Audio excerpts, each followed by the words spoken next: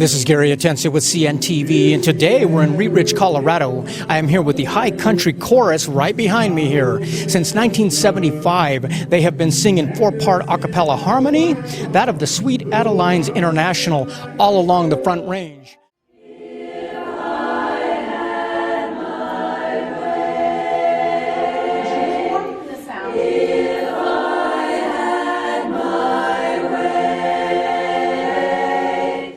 I'm here with the director, Rebecca Richards. Rebecca, thanks for joining us here today. Let's start off first a little bit about yourself. You became a member in 1991. Although you've probably been singing back since you were about 4 years old, listened to your mom's music. Now it even runs in the family. You've married into music, the whole 9 yards. Tell me a little bit how this got started for you personally. Well, I was in choirs all through high school and went to college and didn't find what I was looking for there. And my mom was singing in this very chorus at the time, and I came and visited a couple of times and wasn't able to join right then. But within a year or so, I joined a chorus in Denver, south of here, and have been hooked on barbershop music my whole life. That is amazing. I myself was actually in a barbershop quartet way back in the day. I loved it as a kid. It was a lot of fun.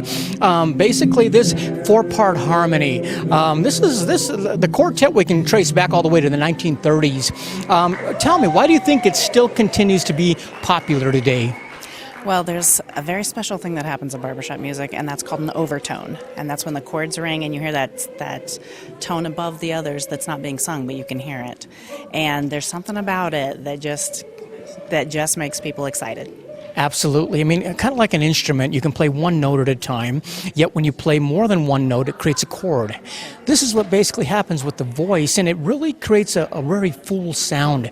Tell me, what are the parts that make up the four-part harmony in a quartet? Well, you start with the lead, and the lead sings melody, and then the bass sings the foundation sound. The tenor sings the higher harmonies, and then baritone sings basically the notes that are left in the chord, and in between, sometimes between the lead and the bass, and sometimes between the lead and the tenor.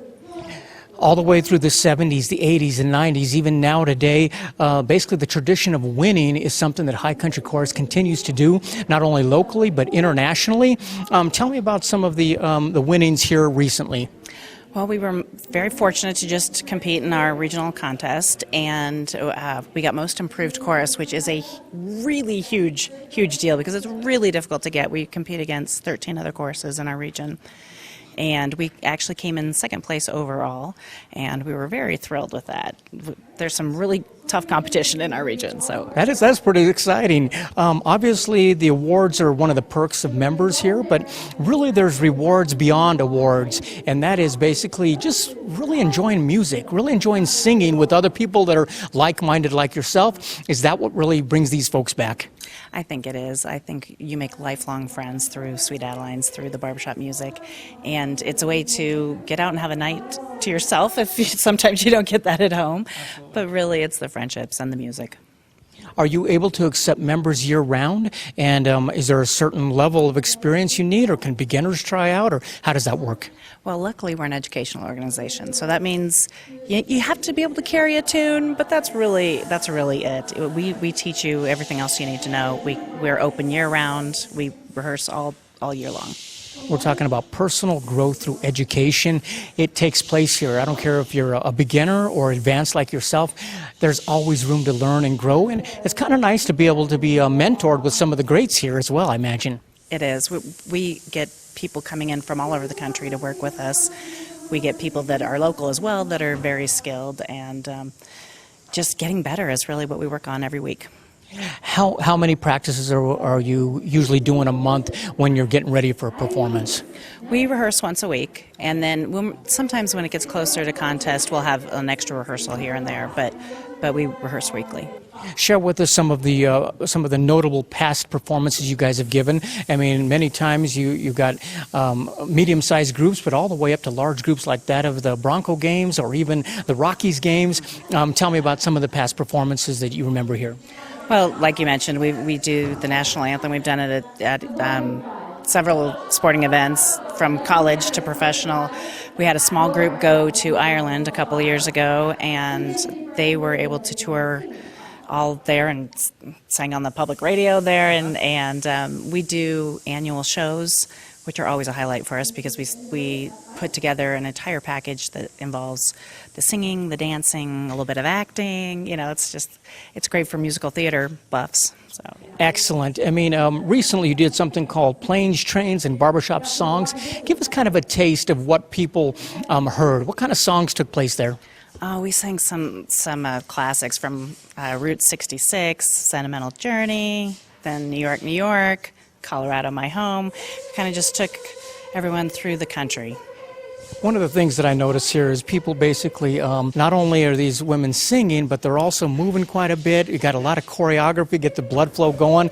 I mean, you got passionate singing, you got choreography, you got friendships being built. What else more can a gal want, right? I don't know, because it's been a part of my life, my whole life, and I just couldn't be without it. That is fantastic. Viewers, take a look at the bottom of the screen right there. What you're going to see is their website. First of all, on the website, take a little trip down the history here. We're talking way back in the 70s when this group began, and all the way throughout. Great awards they've gotten there. You can also sign up for membership right there as well. And basically they get together and they practice here once a week. And if this is something you would like to donate to or be a part of, this is a great way to do it. Speaking of that, folks out there that basically don't want to get up on the risers, but they want to donate to the cause, if you will. Is that possible as well? Absolutely. Through that same website, there's a donate button if they want to give that way. Let me ask you, this was something that you grew up doing, age 4 all the way through, like you said, high school, college. As you look at this tradition continuing to grow, continuing to happen here, kind of excited to be a part of it. It really is. We're growing, we're getting better, and it's exciting every week. Excellent. Last time, viewers, take a look at the bottom of the screen right there. The most important thing there is check out their calendar. That'll let you know when the performances are coming up, let you know when they're going to be out and about. Pretty much year-round, they're basically being able to bring you some great 4-part harmony. We're talking about a quartet sound that will make your hair stand up and give you some goosebumps as well. Once again, High Country Chorus since 1975. This is Gary Atensu with CNTV. And if you don't know, now you know.